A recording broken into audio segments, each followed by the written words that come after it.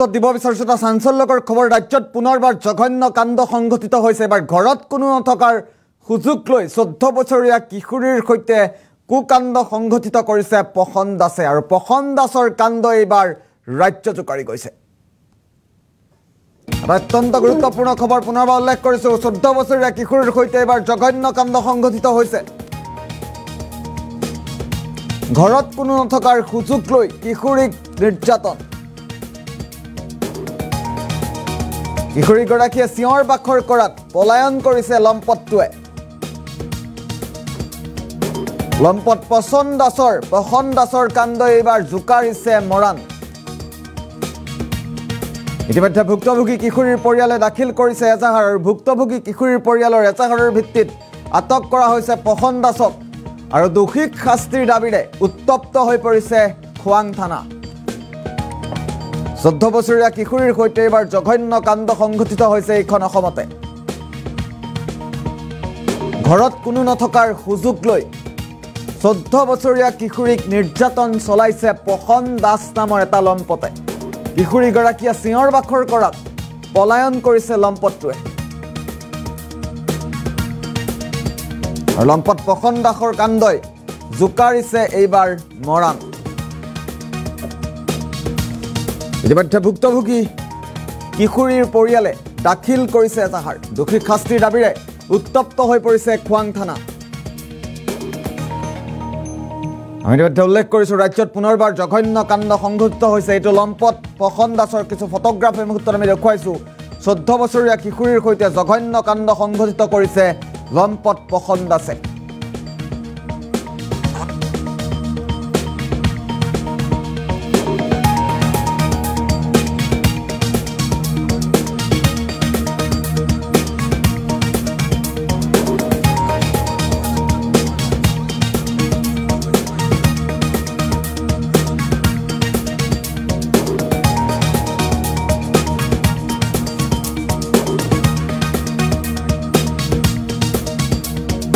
উল্লেখ কৰিছে এটা অত্যন্ত গুৰুত্বপূৰ্ণ খবৰ ৰাজ্যত পুনৰবাৰ চাঞ্চল্যকৰ কাণ্ড সংঘটিত হৈছে এবাৰ 14 বছৰীয়া কিশোৰীৰ সৈতে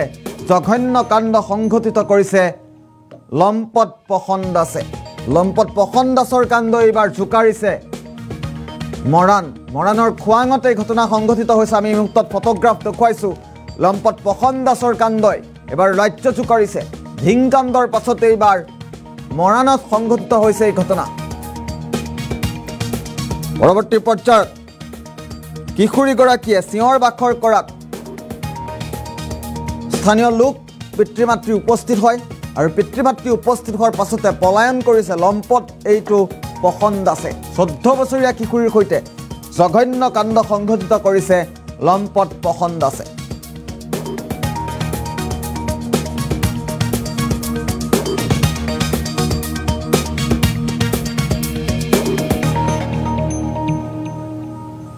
আমি ইতিমধ্যে উল্লেখ কৰিছোঁ ৰাজ্যত পুনৰবাৰ জঘন্য কাণ্ড সংঘটিত হৈছে লম্পট পখন দাসৰ কাণ্ড এইবাৰ জোকাৰিছে ৰাজ্য ইতিমধ্যে ভুক্তভোগী কিশোৰীৰ পৰিয়ালে দাখিল কৰিছে এজাহাৰ দোষীক শাস্তিৰ দাবীৰে উত্তপ্ত হৈ পৰিছে খোৱাং থানা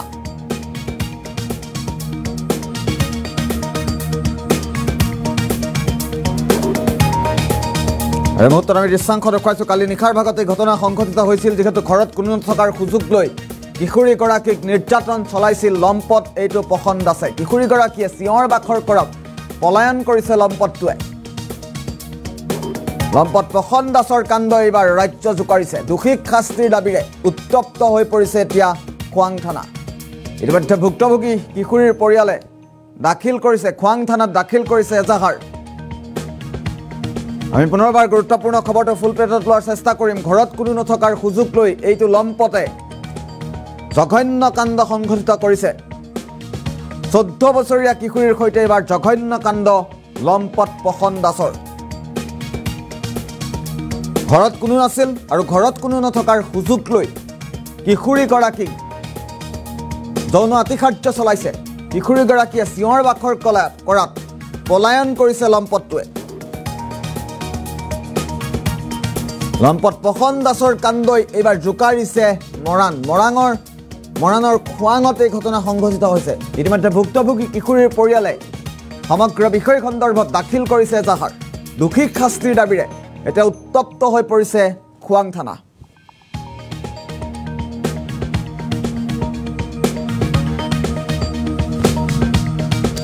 আমি আমাৰ হাতত দৃশ্যাংশ যিহেতু আছে আমি লম্পট প্ৰসন্ন দাসৰ ফটোগ্ৰাফী মুহূৰ্তত আহি পৰিছে আমি পুনৰবাৰ দৃশ্যাংশ দেখুৱাৰ চেষ্টা কৰিম